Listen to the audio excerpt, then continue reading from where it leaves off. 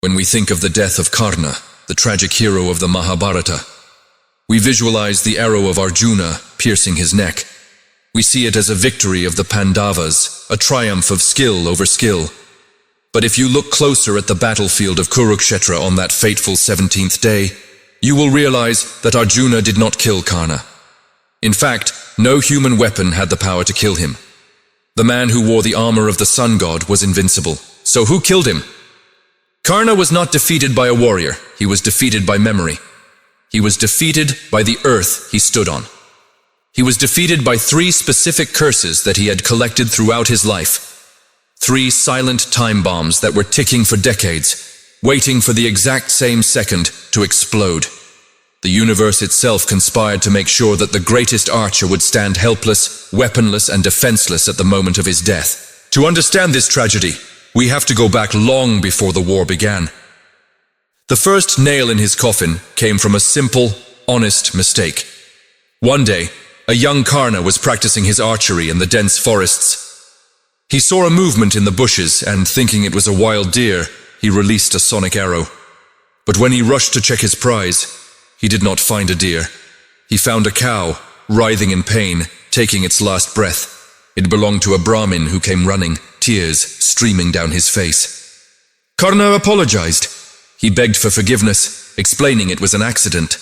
But the Brahmin, fueled by grief, looked at the young warrior and uttered words that would seal his fate. He said, "You killed this innocent animal when it was helpless and not paying attention. In your greatest battle, when you are fighting for your life, your chariot wheel will sink into the earth. And just like my cow, you will be helpless. You will be struck down when you are not ready to fight." That was the first curse, the curse of helplessness. The second curse is one that is often forgotten, yet it is the most physically painful one. It came from Mother Earth herself. Once, while traveling, Karna saw a young girl crying over a pot of spilled ghee. She was terrified that her stepmother would beat her. Karna, being the most charitable soul, wanted to help. He tried to give her fresh ghee, but she refused, saying she wanted that specific ghee back. To help her, Karna took the wet soil in his powerful hands and squeezed it. He squeezed it with such immense strength that the ghee dripped out into the pot, and the girl was happy. But in doing so, he had crushed the earth. Bhoomi Devi, the earth goddess, cried out in pain. She appeared in a hidden voice and cursed him. "Karna, you used your strength to twist and torment me for the sake of a child, but you forgot my pain. In your final battle, I will grab hold of your chariot wheel. No matter how strong you are, you will not be able to pull it free." That was the second curse, the curse of the trap. The third curse is the one we all know, the one that broke his heart. It came from his guru, Lord Parashurama. Karna, desperate to learn archery, had lied about his caste, posing as a Brahmin. For years, he served his guru with absolute devotion. One afternoon, Parashurama was sleeping with his head on Karna's lap. A blood-sucking beetle, some say it was the king of gods, Indra, in disguise, burrowed into Karna's thigh. The pain was excruciating. The insect bore a hole into his flesh, and blood gushed out. But Karna did not move. He did not flinch.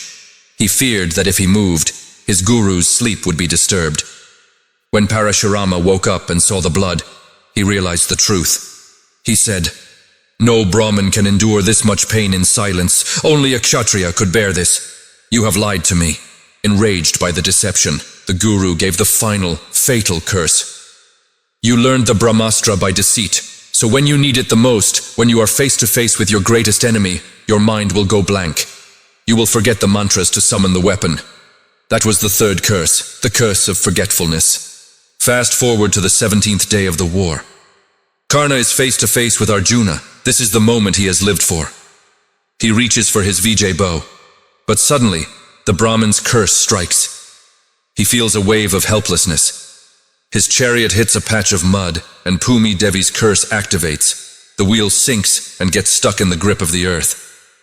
He jumps down to lift it, using all his mighty strength, but the earth refuses to let go.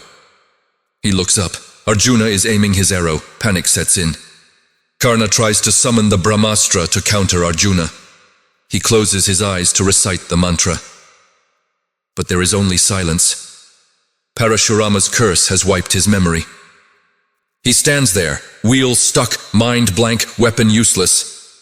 And in that moment, as Krishna commands Arjuna to shoot, Karna realizes the truth.